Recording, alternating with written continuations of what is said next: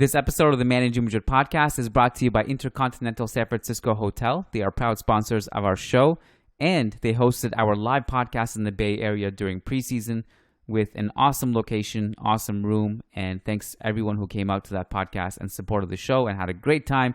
We loved meeting you guys all. So tonight's podcast is all about the Almeria game, opening game of La Liga, Real Madrid versus Almeria. Matt Wiltse and I broke that down. Hope you enjoy it. And we're going to get started here with the voices of Derek Ray and Ray Hudson. Let's go. Nice article in the Managing Madrid blog. Wonderful lads that do a great job there. And worth reading about that man there. Karim Benzema needs to rest, and the numbers reveal why. Times ended up almost looking like a 6-3-1. Some very good writing about that on the Managing Madrid website. First-rate podcast as well. Of course, Fede Valverde was a huge part of the equation.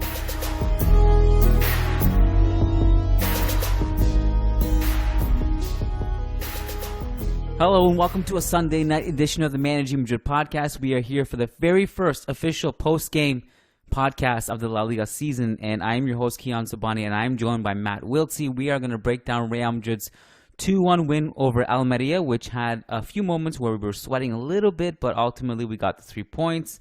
We deserved it, and respect to Almeria, we'll get into all of that. Matt, welcome to the show, man. How you doing? Hey, Kiyan. Yeah, I'm doing well. Obviously, nice to start the season on some with a solid win and some good footing, and it was an interesting game. I mean, there's plenty for us to talk about. I think interesting that Carlo Ancelotti started out with the rotations and gave Tchouameni and Rudiger their debuts, and obviously some other changes within that. And so maybe that's a theme of what's to come this season. Hopefully the first half didn't persuade him the other way, but I thought it was good all around. It was good, and I think there's plenty of talking points for us to go over tonight. So I actually think we can start with that exact same theme you brought up, is the rotations, because it hit us right away when we saw the starting lineup. I think we expected that there would be some changes from the Super Cup game. I'm not sure we expected both the starting center back pairing from last season to be on the bench to start this game. And I suppose the Tchouameni thing wasn't as surprising. Lucas Vazquez was always going to start when Carvajal's not going to be here. So some of it was surprising, some of it wasn't.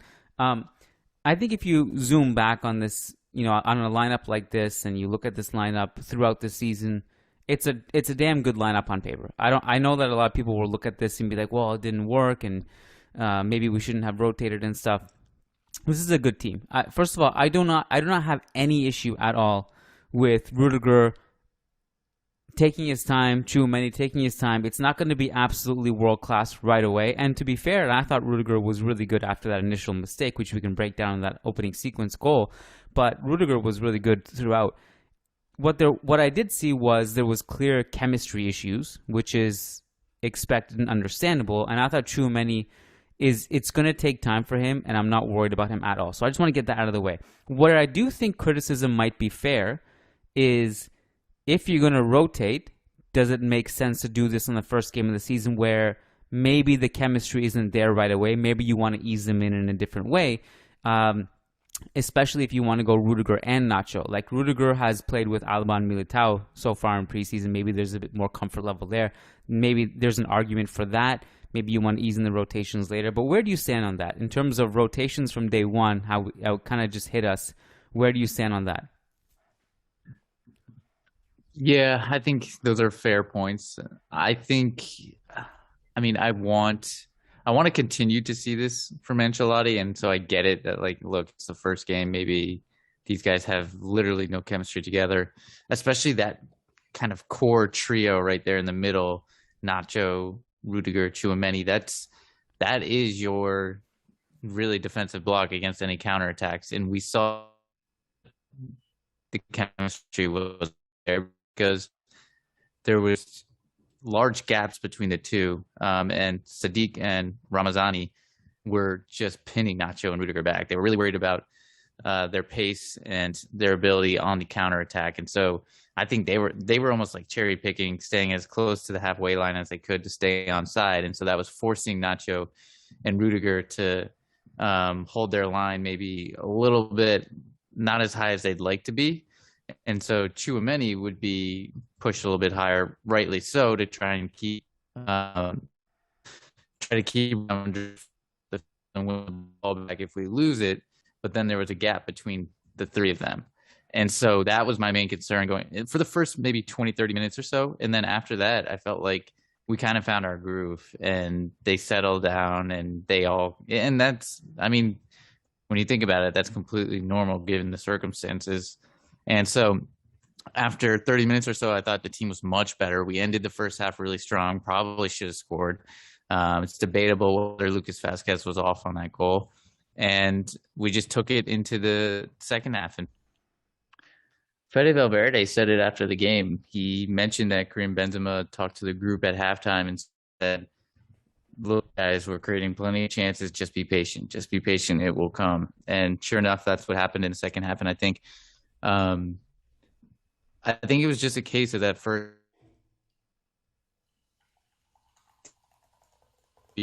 and particularly like the unity between the three we mentioned, Nacho, Rudiger, and Tchouameni. It just wasn't quite there yet. And I think it eventually worked itself out, but I didn't think Tchouameni really played to the best of his abilities, and I don't think his compatriot Camavinga did either. And Carlo kind of talked about that after the game. I know the standards are really high at this club, and the fan base has a certain set of standard. And it's completely understandable. It's why we have so many titles. But if I'm being really honest with you, my whole Real Madrid life fandom has always been, there's been so many games like this where you're playing against a minnow, a team that's maybe newly promoted. They got their home crowd and they play really well. We struggle for a good chunk of the game, but then we win. And it's not a huge deal. So if you look at this game also, the first 20 minutes you mentioned was a bit of a struggle. I think once we got into the game, we grew into it. It became more comfortable, and Almeria defended pretty well. Their counterattacks were good, and we ended up having 17 shots compared to their 2. We had 1.3 XG, so it could be argued a lot of those shots weren't clear-cut chances. We had a million corners. I thought we were generally pretty comfortable overall, and we limited their chances. Courtois wasn't tested that much. So it's 2 shots on target, by the way, I think it was. I don't think it was just 2 shots on their side. But, yeah, so I think it's fine. It's fine as an opening game victory, 3 games. It's fine. Then we can kind of break down the process. I do want to talk about Almeria a little bit before we get into some more stuff, Matt, because I think the opponent deserves some respect here. This is a team obviously newly promoted, champions of Segunda. In some way, it's an unofficial Super Cup match of sorts. It's the champion of the league versus the champion of Segunda. This team has had a lot of issues registering players because of La Liga rules. When you get promoted from Segunda to Primera, your salary goes up. And so they've had trouble registering new signings. Among those, I'll mention 2 of the more well-known names. Fernando Pacheco, goalkeeper, although his understudy today had a great game, I thought, Fernando. And then you had Leo Baptistao, also a new signing, couldn't get registered. So they had this game plan where they had the goal scorer, Ramazani, and then Umar Sadiq. 2 players who are important to them offensive, obviously. Sadiq scored like about 40 goals, I think, in the last 2 seasons since Segunda. Jose and I discussed his situation in the preview podcast, how they had issues with him in the sense that they weren't sure if he was going to play. They didn't want to risk him getting injured in case of an impending sale of about almost 30 million, which they absolutely have to take, regardless of how big of a loss he would be to leave. But he ended up playing, and the Almeria coach Rubi confirmed as much in the pregame press conference. And so they played, and I thought your point, because you mentioned it on Twitter today, you also mentioned it right now on the podcast, that their plan of Ramazani and Umar Sadiq pinning Rudiger and Nacho. And I think what that created was this effect of Tchouameni also having a lot of space between him and the center backs. And I thought it was a weird kind of like Bermuda Triangle between them in terms of chemistry. being in sync, knowing which runs to cover, knowing where to be. I think Tchouameni was still trying to find his groove on that, just in that kind of whole thing. And then as a result, Almeria, despite fielding a very defensive-minded team, Tchoumi is a center back playing right back. They had 5 at the back all across. They had 3 defensive-minded midfielders. Then they had these 2 strikers up top. Despite all that, they had numerous chances to punish us in the first 20 to 25 minutes. Once we weathered that storm, it was much more comfortable. So if you want to maybe just talk about Tchouameni a little bit more, Matt, one of the interesting things that Ewan mentioned, of course, Ewan was actually on site for us for Managing Madrid Press. He was at the opening game away to Almeria. So that's awesome that he was there, and he also is covering a lot of the post-game stuff. But he said something in his post-game piece that was interesting. He said that he was monitoring Tchouameni on and off the ball basically the whole time he was on the field. And what's interesting to him was that his body language really stood out, and his confidence level stood out, and his ability to communicate and organize stood out.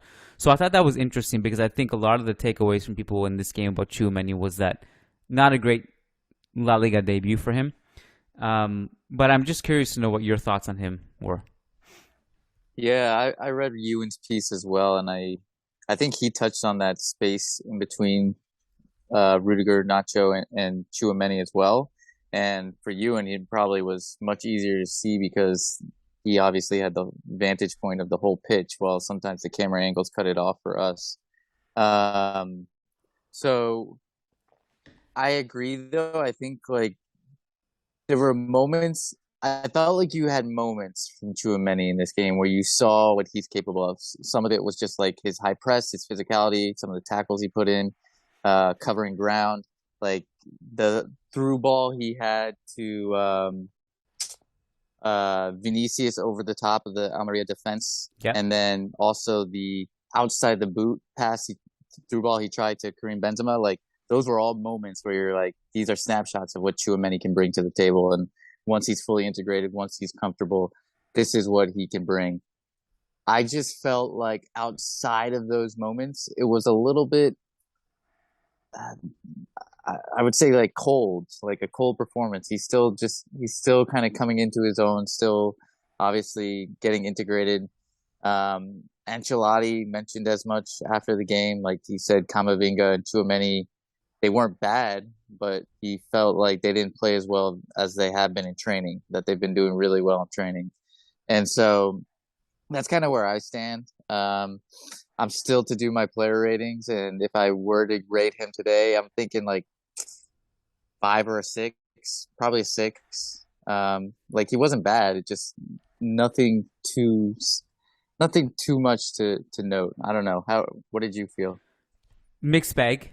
I would lean more towards, I thought this was kind of poor from him, more than it was impressed with him. But my Tchouameni analysis will absolutely not end here, nor will it be definitive either way after this game. It's going to be, I think, an awesome ride with him overall. He's going to be great. Today specifically, again, as we mentioned, cohesion issues, familiarity issues. You mentioned a couple nice passing things he had in his toolbox there. He also let the passing lane behind him open and let Almeria through on a couple vertical passes, which I thought he could have covered better.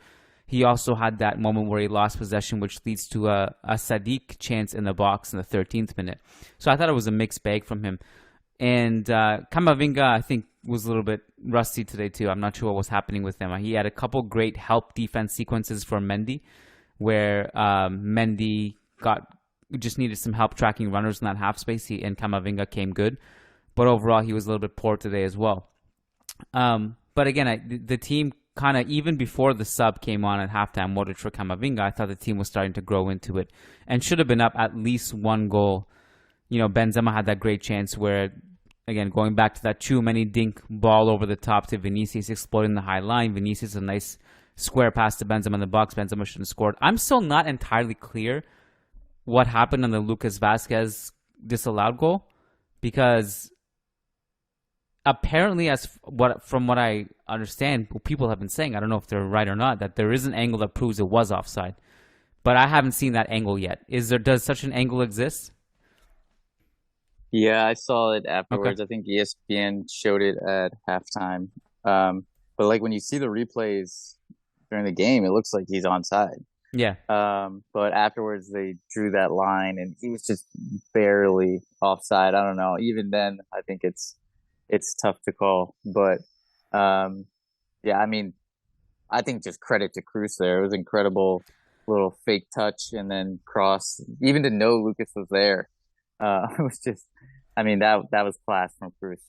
So people, I saw a lot of strange slander on Cruz today because apparently it was his fault that we had a million corners, and then it was his fault that the corners didn't meet their target enough. And like, what are you guys talking about? You don't measure a player based on this. The Cruz, there was that pass to the Vasquez one, which was incredible. There was another one where he had pinpoint diagonal cross right on top of Karim Benzema's head in the first half, which was immaculate. Cruz is great. I will absolutely tolerate no Cruz slander. The VAR thing is interesting because I'm at a point now, and actually, to be honest, I've been at this point for a long time where no matter how much I believe what I'm seeing is a certain call, it just cannot be called. I was absolutely shocked seeing Cucurella's hair dragged to the ground today and that not being called. That was absolutely absurd to me. Back to this game, Matt. I wanted to talk to you about the left flank a little bit. Vinicius and Mendy. Ohm and I spent a good chunk of time on Wednesday night after the on-track Frankfurt win just talking about the season Vinicius could have. And I went out and said something that I don't think is a shocking revelation. That I think this, like what we saw against Frankfurt and by extension what we saw today, is going to be like a regular game in Vinicius' season and possibly the entire career he's going to have, because everyone just knows he's on that left wing. He has one mission: to basically cook the first defender, and then after that, a bunch of things can happen. He can cut in and shoot. He can cut back outside and cross. He can play a square pass to probably Benzema or whoever's at the top of the box. So defenders know that. So they're sending 3-4 players at him. Like he has no space to work with. And like there was one really clear example of this in the first half where he nutmegs one defender and then a second defender comes over and just takes it, and then we get our 100th corner of the game. And I thought one thing that would help, and I'm writing about this now, is Ferland Mendy if he makes more overloads. The interesting thing about today was that Mendy actually spent a lot of time in the attacking third. He wasn't really hedged back defensively. It's not a matter of him staying back by design. He was actually in the final third. But what I think we saw today from Mendy was he doesn't have that individual talent to really do much in those situations where the lines are blocked. There's a lot of bodies there. Like he can do certain things, like against Frankfurt, obviously had that pass down the line to Vinicius, and he can do great things defensively, as we've seen. But I don't know how this magically solves itself, other than the fact that Vinicius is kind of unlucky that during his early Real Madrid career, he doesn't really have an offensive-minded left back to, it's a damn shame that peak Marcelo is not there right now with Vinicius. I mean, that would be incredible to watch, but we don't have that. So I don't really know what the solution is, other than the fact that if you really want to change this, you need a more offensive-minded left back. If you put Alaba there, you get his offense, but also you don't get Mendy's defense. Maybe that's okay in a game like this. So I'd be curious to know, maybe Mendy is more important in bigger games where you have to face, Bernardo Silva, like on a game or Foden or whoever might be on that wing. What are your thoughts on that? Yeah, at this point, that's kind of where my head's at. I feel like Mendy's almost a big game specialist, kind of like the way Fede is. And I think when you're playing against these deep blocks and these teams that play with 5 in the back and then 3 defensive midfielders on top of that, and just going to keep 1 or 2 guys high for the counterattack, then you saw how effective Lucas Vazquez was on the weak side. Well, I felt like the fluidity of Alaba's movement and just the way he connected with everyone as soon as he came on for 10 minutes at that left back spot was night and day difference compared to Ferland Mendy. And Mendy it just seems like he's out of ideas when he gets to the final third. He's not sure what to do with the ball, and he just does a 5-yard pass either lateral or back to Vinicius. And then kind of it's rare that his overlapping runs really do a lot of damage or that he gets like a really dangerous cross in. And so I think like with Alaba, you saw him, okay, he makes the overlapping run and then he kind of just dripped. The commentators mentioned it. They're like, oh, where's Alaba even playing left back? No, he's playing like midfield. And that's just kind of the fluidity, like his natural movement and the way he sees other players moving, like Ceballos started going towards left back position. So Alaba just moved centrally. And obviously we've seen Mendy kind of do that inverted role before, but I just don't think he does it in a way. I don't know how to describe the way Alaba does it, but I think it's just he's more comfortable in those positions and he's more comfortable in tight spots and he can handle the ball and he's got the technique and he knows, he kind of sees the runs beforehand. And just seeing him, Hazard, Benzema, Ceballos, all those guys, Modric combined on the left side, I think it made for a noticeable difference even within just 10 minutes, which I think is saying something. So I think for the big games, I would personally put Alaba, and maybe even I think you'd argue because Vasquez, or sorry, not the big games, for the games against deep blocks, I would put Alaba on, and I think there's an argument for Lucas Vazquez at right back in those types of games. So I also think another option is that, you know, we didn't see it today because Nacho played, but you could go Alaba, just do the Alaba Mendy thing, but then do that thing where they switch on the fly. And you can still keep Mendy in there for defensive purposes, and Alaba can contribute to the attack. I mean, that to me is still the best solution because you get the best of both worlds, and they have the understanding to do that and to switch on the fly. It works. I thought we could also talk about the goal conceded because it came pretty early in this game. It came in the 6th minute.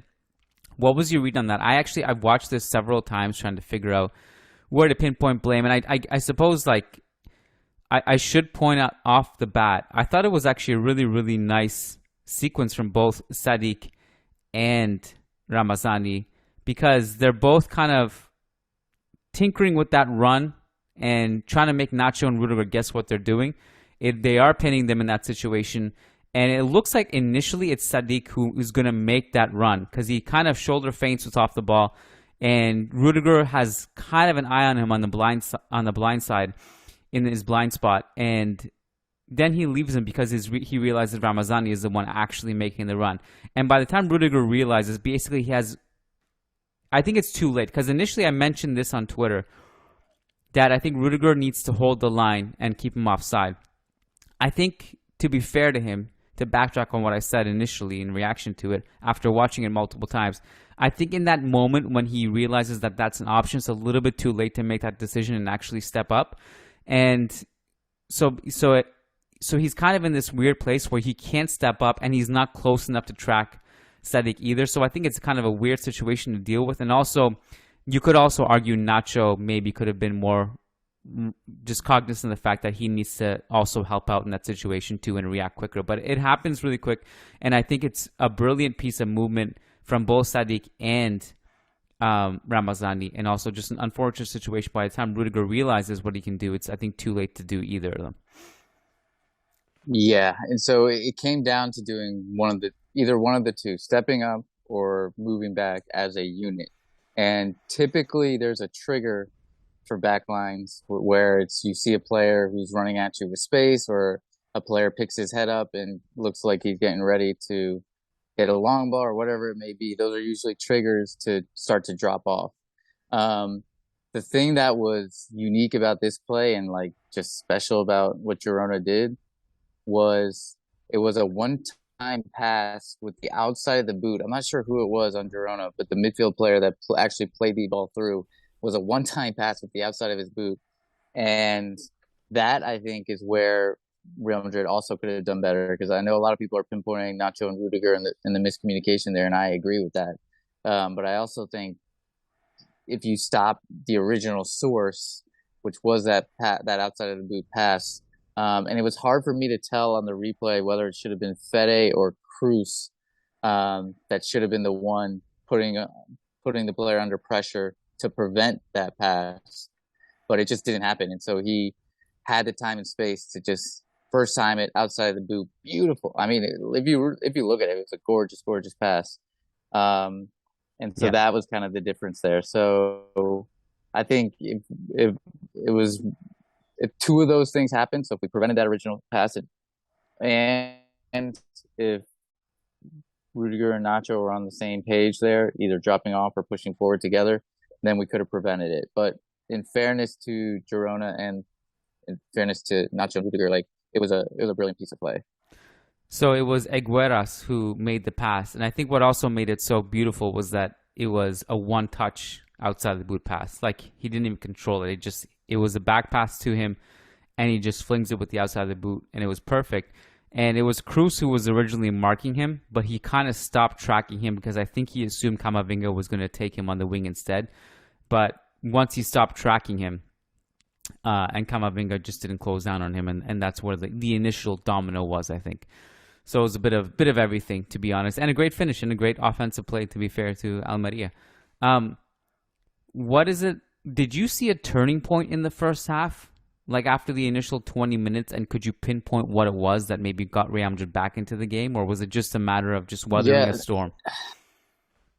Yeah, I don't know if I could put my finger on exactly when the turning point was. How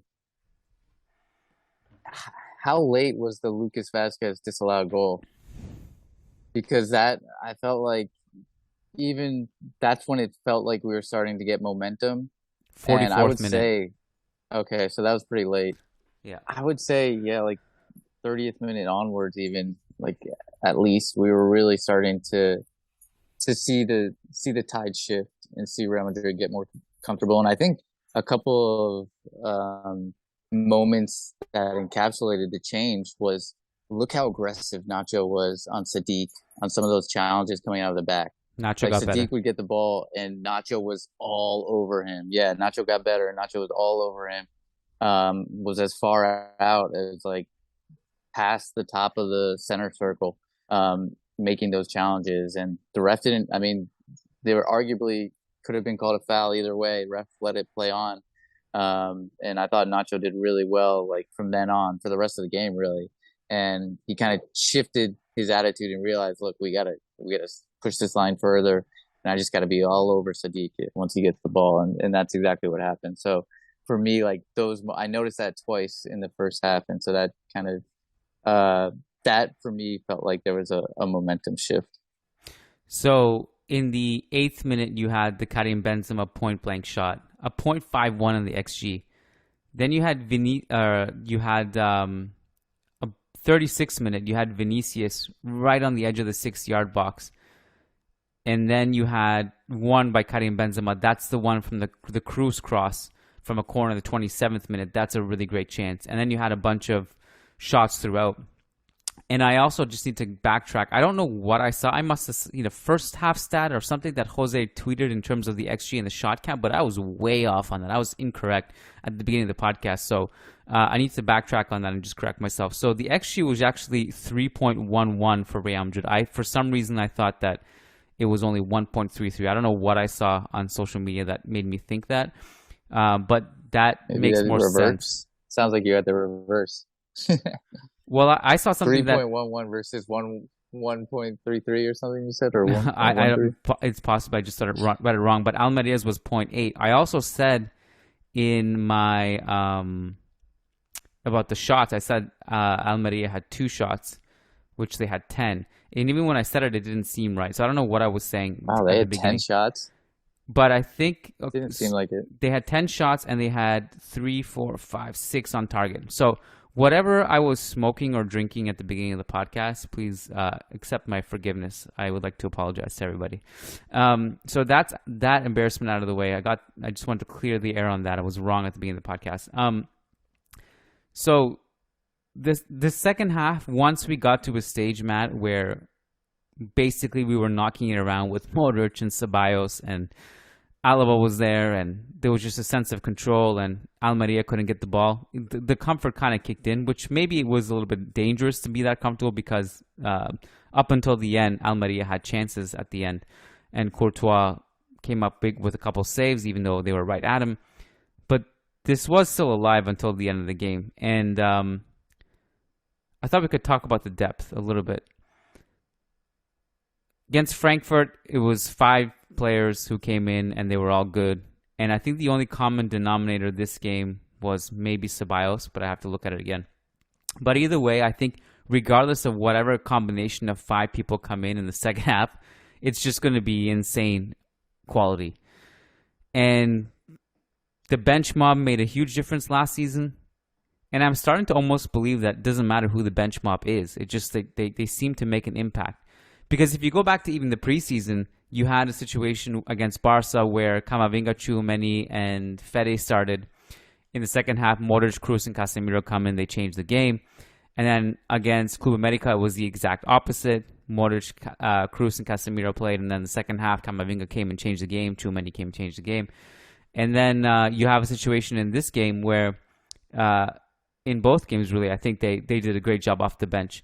I still think, I actually mentioned Ceballos as the unsung hero for the season.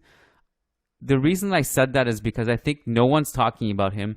I think he's going to play a lot, more than we initially thought, and more than a lot of fans think. I think he's going to be a regular off the bench. I think you can throw him on in any scenario, whether you need to hold the ball, whether you need to find a line-breaking vertical pass, especially when Modric and Kroos can't play. If you need someone to put in a good defensive shift and work hard, you need energy, you need control. I think he fits in like almost any scenario. So I think that's why I put him there. I don't mean that he's going to be necessarily Benzema or something, or whoever, but I think he's going to be giving us solid minutes that are going to go completely under the radar this season.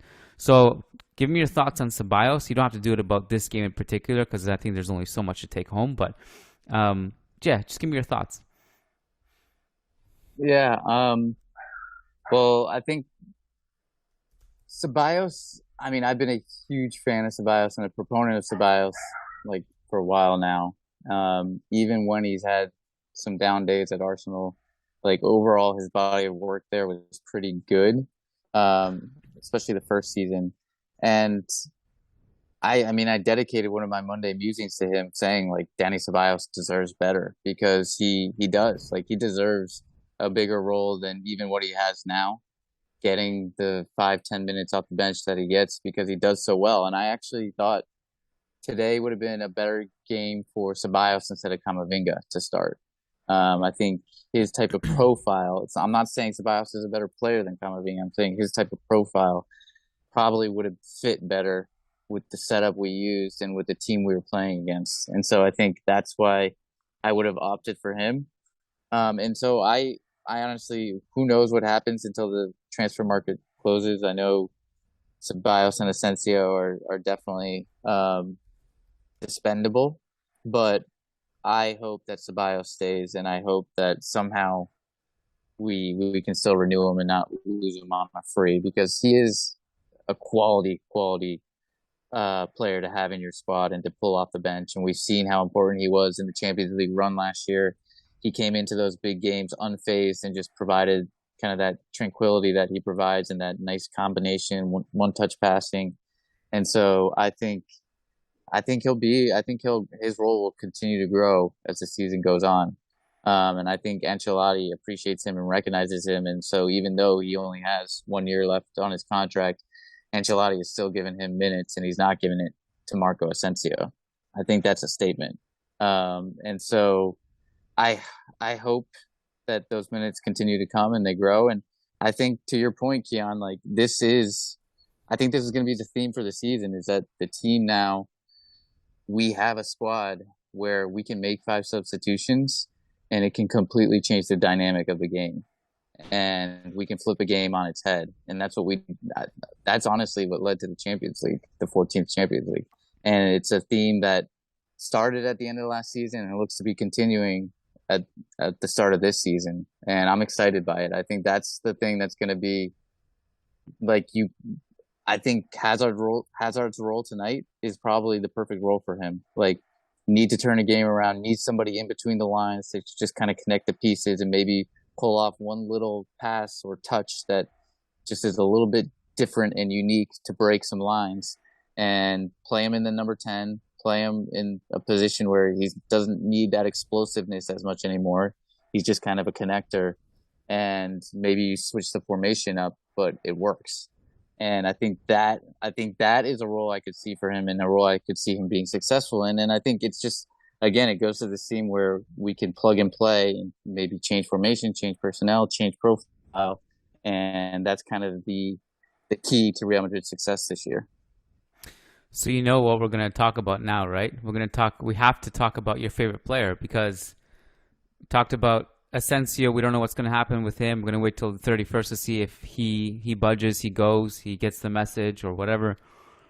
And Rodrigo was obviously out of the squad today, which meant minutes for Eden Hazard, and kind of stumbled into his ideal role today, to be quite honest. He was playing the 10 because, I mean, that's his ideal role, and we spent so much time talking about that role doesn't exist at Real Madrid, and I think I still stand by it despite what we saw today.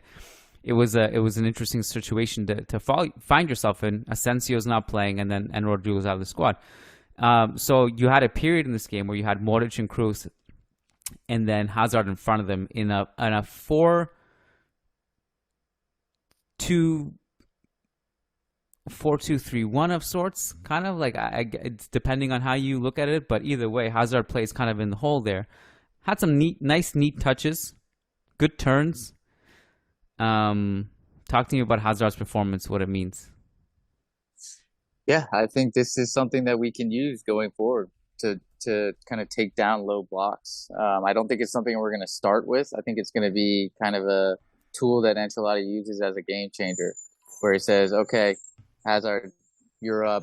You got to try and break down the C block. You're going in as the number 10. And so then I think the thing that I really liked from this formation was Fede kind of shifted position as well. And our shape got even more asymmetrical than it was because we really didn't have a right winger. Yeah. And Fede just came into the middle, but I felt like he was much improved there and was just winning the ball back quickly and just giving the ball, like, quickly distributing to Kroos and Modric to kind of just pull the strings. And so I liked it. I liked the shift, and I think Hazard, again, because he doesn't have to rely on explosiveness or do any sprints or make runs in behind. He's just playing in between the lines. That fits him perfectly at this stage in his career. And so the little touches, the little even that one touch in the box to set up Karim Benzema, that was nice. Like that his was one nice, key pass. Exactly, and that's what Eden Hazard can do. Like, that's, most players don't think like that. How he thinks about setting Karim up or doing that in that type of play. Like, he slows down. Even though he's got 4 defenders around him, Karim's kind of just on top of him. He just kind of slows it down with that one little touch and sets his teammate up perfectly. And I don't think others in the squad really, maybe Modric, maybe Kroos, but they're not usually that high up in the box, would think to do something like that. So I think that's where he can be a differentiator, and I think that's where he can carve out a role for himself finally at Real Madrid. I don't think it'll be as a starter, but I do think it could be as like a game changer. Ancelotti's quote after the game about Hazard was, quote, "I don't know if he can play the diamond role. I have to think about it. We have to keep in mind that we have a striker who is Vinicius, who really likes the wing, and today we had reduced spaces. Physically, Hazard is working well, and I think he will have some minutes."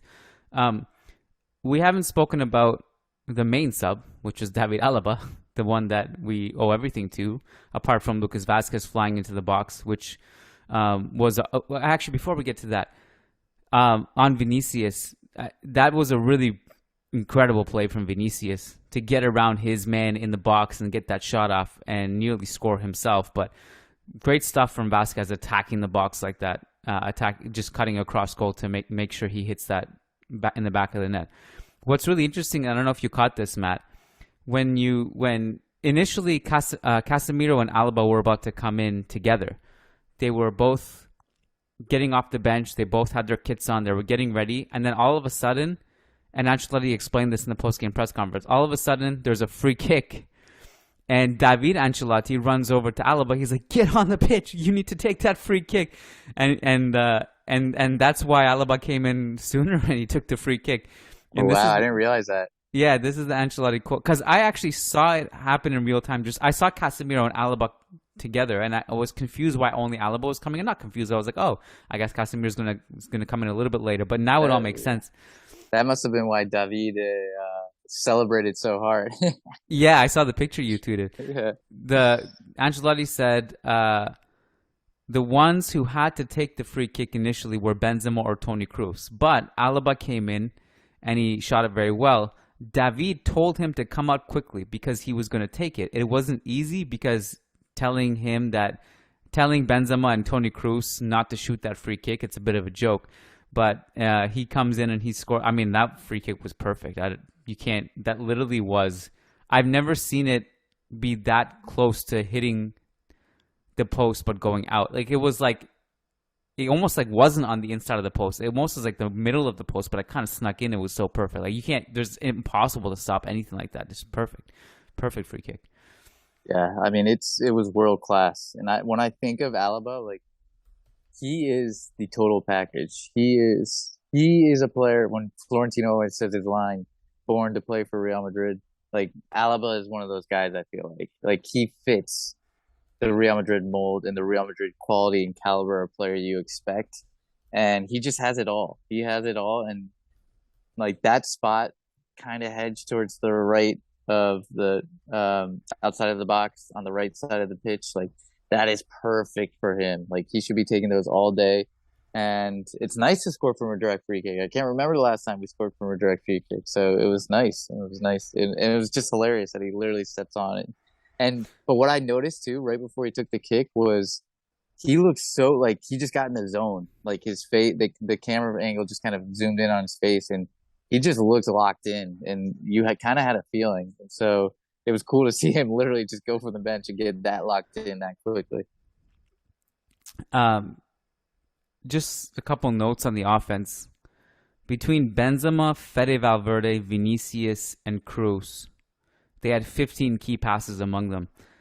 And Benzema had 7 shots and 4 key passes. And I think this is kind of one of those freak games where I think most cases, Matt, I think we win this more comfortably. I think we had a decent Fede output. had 4 shots, all 4 on target too. Yeah. Fede, one of these shots from Fede goes in. I hope it's like a ketchup bottle. He's just shooting on side. It either hits the crossbar or it's right at the keeper. Yeah, he's got to get one here sooner or later. He's hit the post and crossbar how many times, and just keeps shooting right at the keeper in good positions. But one other player in the attack too that I want to call out, and obviously you talked about him on the goal, but Lucas Vazquez, not only on the goal and the disallowed goal, but he was constantly making that weak side run, and just constantly available and was a threat every time. And the graphic on the broadcast showed that we attacked like 33 times down the left and only 4 times down the right or something. Yeah. But all that means is Lucas is always on, because you just congregate all those numbers. And we talked about how Vinny just attracts 2 or 3 defenders now. Well, that means somebody's open. And that somebody is usually Lucas Vazquez on the weak side. So get it to Kroos, have Kroos hit that long diagonal, and put Vazquez in every time, because it worked. And it worked in this game. And he was, I mean, you see where he scored those goals from too. I mean, he was in really advanced positions. He was pulling an Odriozola of Fiorentina, basically playing right winger. So, yeah, it's one of those things with the attacks on the left side. Really, it's funny because a lot of it is literally to just unlock something for the right wing. It's to just absorb, and then switch it. And whether it's Vasquez or Carvajal, it's going to be super important. It's amazing how much that dynamic may have changed if we had signed the person whom we do not speak of, who would have maybe taken more on the right wing. What else from this game did you want to talk about? You're on mute. I think, I mean, the introduction of Modric. Oh, can you hear me? Yeah. Yeah. So the introduction of Modric was really, really important. I think we gained that control that we lacked. I think we gained some of the more fluidity and just kind of nonchalant play within our game. And I think he was really important. I mean, Ferland Mendy, I know we talked about him, but I just thought he wasn't even that great defensively today he either. was a little bit rough I on didn't both think ends. I think it was just a rough game for him overall. Um, Other than that, I don't know. I don't know that too much. I felt like Karim Benzema was good, but not at his absolute like kind of best that we got used to last season. I think there was maybe a little bit of rust in this game. That being said, who did he was inside the box. He did like a little scissor and then crossed it, lofted across to the back post. Who did that? Do you recall that play I'm talking about where he beats Kaiki inside the box and lofts the ball to the back post? And I think it was a pretty good opportunity, but I can't remember who it falls to. But like that's just kind of I think it was Fede. my point. Yeah. Yeah. Yes. Yeah. I think it was that Fede shot that he volleyed right at the keeper.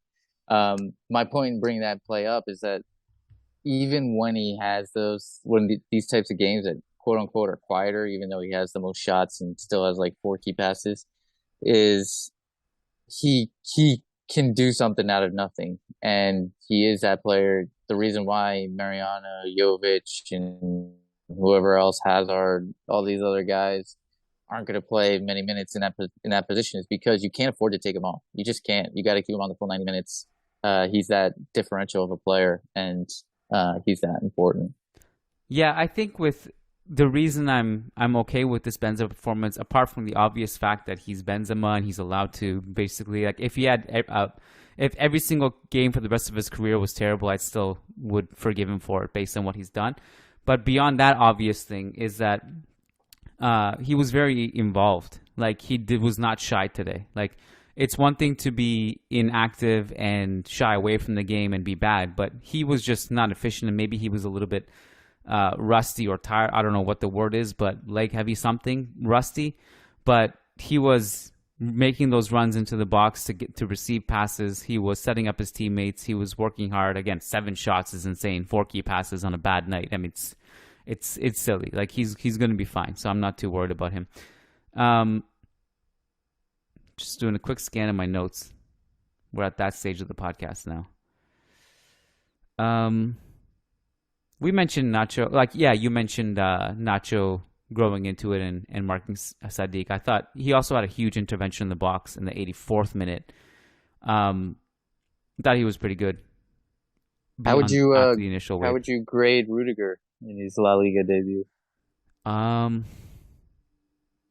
So I thought after that initial confusion, which led to the goal in the 6th minute, I thought he was actually a pretty great monster. Like, monster. Like, he was he's such a presence in the box. Like, just some of his headers are just ridiculous. He's a bit of a freak.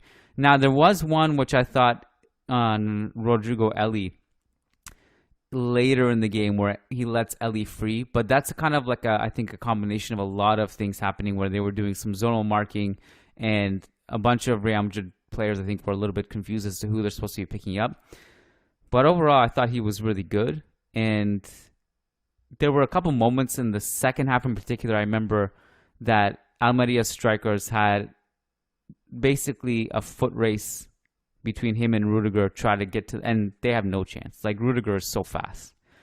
I really trust him. I'm happy with his performance beyond that initial thing. Yeah, I think similar to Nacho, I felt like he grew into the game. And I think the only thing you missed was just that one pass he had over the top to Benzema. It was just like a curled pass over the top of the defense, right into Benzema's path. And normally, like, that's a tough chance for most players, but normally you would think Benzema just cracks that at one time into the top corner. Yeah.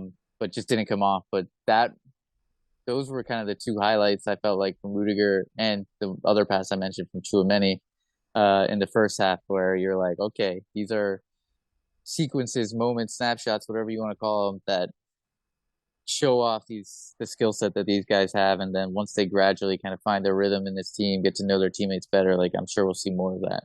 Yeah. I'm curious to know, like, if the Camavinga, Tchouameni, Kroos lineup midfield trio gets the run again, and I'm sure they will at some point, how it functions. Because today it was interesting to me because Kroos was a little bit higher up the pitch behind the ball. Like he was almost in the hole, and Camavinga and Tchouameni were playing a little bit deeper, which kind of makes sense to me. But I'm just curious to see how that synergy would form if they kept playing that role, and who would take what role. Because I felt like there was still a little bit of confusion as to who was doing what today in particular. Wonder how that plays out. I'd be interested to see it against a team that wasn't in a deep block, like maybe a team that pressed us a little bit more. I think that would be interesting to see, because when you're playing against a deep block, I just not to discredit Camavinga, because I do think he does have some of this within his toolbox, but I just like some of the creativity, progressive passing. Like I think he shows it off sometimes, but it's not consistent enough at this point in his career. And what he's truly elite at is just winning the ball back, carrying the ball forward, breaking lines that way. Yeah. And so in this type of setup and in this type of game, like I just didn't feel like we got the best out of his characteristics. And so like I said, I would have preferred a different profile, but I think a team that presses us, this would be interesting midfield to see. Even I would actually put maybe Modric instead of Kroos. No, it doesn't matter. I mean, it doesn't matter, but it would be interesting to see that three against like a team that really presses us. So Camavinga in transition, where you just need to get the ball up the field, and he's going to be lights out in that situation, as we saw in the Champions League. But also, I think if you're gonna need him as a line breaker against a low block, I think he needs to be higher up the pitch, like moving in between lines, moving in the half spaces, showing up at the top of the box rather than in a deeper role. I did want to just make a couple more notes on a couple things. One of them based on what you said, and also going back to Fede Valverde for a sec, because one of the things I thought we didn't mention about Fede, or maybe you didn't, I just missed it, but his ball carrying was pretty impressive, because he this game in against Frankfurt, some of the build-up was a little bit slower, and he just takes it upon himself. He's like, okay, you guys know what? I'm just going to take this ball 40 yards and just see what happens, and something comes out of it. Like there was one in the first half where we were starting to just kind of grow out of our shell a little bit, and he just takes the ball, runs up the left side, and gets the ball into Benzema in the box. And that wouldn't have happened if he didn't just do that within like 4 seconds. And the other thing I wanted to mention about Rudiger, which we didn't mention, we were talking about his defense and his aerial ability. His long-range passing is going to be really, really helpful, especially beating a press. But there was one he had today over the top of Almeria's line, just beating their whole team with one pass. That's another part of Rudiger's game that excites me. Yeah, the Fede piece, I completely forgot, but you're right. He had a couple sequences, especially in the first half. It felt like he was the only one playing with that intensity and that urgency that was required after we went 1-0 down. And he was kind of putting it on his own shoulders and just dragging the team forward, carrying the ball up. Like his speed is such a threat. And again, I think once he can, hopefully it is like the catch-up bottle, because once he can notch a couple assists, notch a couple goals, get on a run here, I think that will be huge for just kind of maybe seeing another uptick in Fede's career. Like if he can really notch that into his belt, I think that's kind of the next step for him in terms of taking that last developmental step. Anything else from this game that we missed? No, I just think I think it was important for the team to react the way they did, like to show the character, to not freak out at halftime when you're still 1-0 down, despite having countless opportunities. It never got too frenzied, I feel like, and it's kind of to the point we made earlier about what Karim Benzema said at halftime. I felt like the team were patient and they did wait, and Carlo didn't make any too drastic substitutions where like we lose complete control of the midfield, where we've seen in the past where we'll take out midfielders, throw on attackers, but then the game just gets on more chaotic and it just doesn't work in your favor. In this instance, Carlo gave us more control. We added more pieces to try and break through the lines, and it gradually came. There was no chaos, there was no frenzy, there was no like just, anxiousness about trying to score a goal late in the game. And so I think that's something I hope we can continue to build upon and kind of take as note for future games, because we're going to see this again for sure. Solid night for the narrative of this team has mentality and winning mentality and doesn't panic and all that stuff. Completely agreed. We got Matt. We got a exciting Tuesday Tapas episode coming up, right? We got. How lucky do we after months and months of suffering for content, we have season debut goals from Brahim Diaz, Takefusa Kubo, and Luka Jovic. And we're going to be covering the 50% rights guys on the podcast as much as we can. So we got a lot. We had a Miguel Gutierrez debut. We had Fran Garcia playing lights out versus Rafinha. I mean, we had an epic weekend. Are we going to put Fran Garcia on the list too? I'm down. Oh, for this weekend we are. For this weekend awesome. We'll make an exception anyway.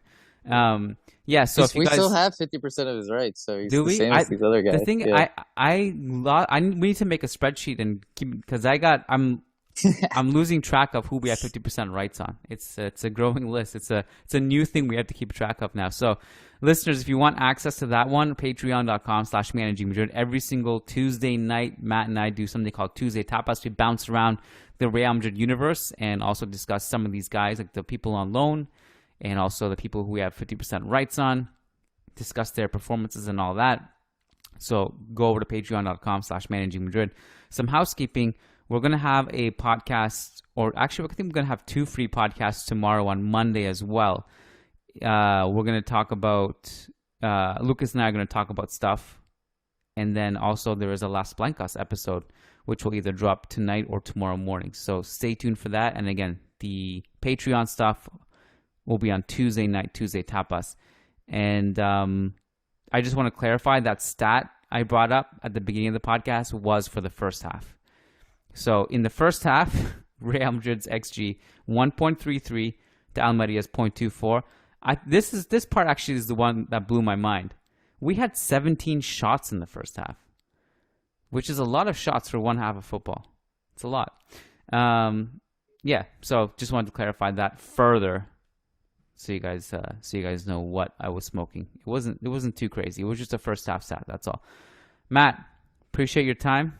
Thank you, my friend. We'll chat Tuesday. Have a great night. Peace out. Yep. Thanks, Kiyan. Chat Tuesday. All right, before we wrap it up and send you along on your way, we wanted to give a quick shout out to our patrons over on patreon.com/Managing Madrid. But we wanted to give a specific shout out to our $10 plus patrons, because if you pledge $10 or more, you get a specific shout out on the podcast, in addition to getting guaranteed responses to your questions. So shout out to Brandon Alvarez, Willie Reed, Wei Pering, Wamik Jamal, Umar Mahadi, Tyler Simon, Tobias Arroyo Botcher, Tarek Goktas, Talib Salhab, Tahmid Kalam, Sujai Wani, Sumanchu Singh, Shivam Tiwari, Sherry Sorio, Sheikh Hatiri, Shamil, Shabaz Sharapov, Sergio Arispe, Santos Solorzano, Samuli Justin, Samir Z, Said Mahad, Sai Mohan Sasi Kumar, Rodrigo Balmaceda, Rishi D, Phoenix, Peter Powell, Paulo Fierro, Patrick Diafari, Oscar Barrera, Nico Laxo, Nicholas Zapatero Zubiare, Nicholas Moeller, Nick Ribeiro, Nelson Mazariego, Muxi Thengal, Mowgli, MJ Diego, Michael Zinberg, Marin Myrtle, Matthew Atkins, Martin Ridman, Logan Stahl, Leon Stavronakis, Kunal Tilakar, Crystal Glass, Kevin Rivera, Jose Cruz, John Fernandez, Jeff Thurston, Jason Fitz, Ian Marley, Graham Gerard, Gary Kohut, Frederick Rantakiro, Frederick Sundros, Faisal Hamdan, S.A. Davisito, Eloy Enriquez, Edward Sossman, Daniel Williams, Christian Toft, Krishna Costa, Charles Williams, Brendan Powers, Brandon Stevens, Ashik Bashar, Armand Gashi, Armando L, Antons Rudenko, Anirudh Singh, Alexis Saniceros, Al, Azaz Hussein, Adrian Rios, Adar Zalukovic, Adam Dorsey, Bella Chow, Varun, Ramtin Maghrur, Fabian Moreno, and Daniel Smith. We appreciate you guys so much. Thank you so much for your support. We love you all, and Halamari.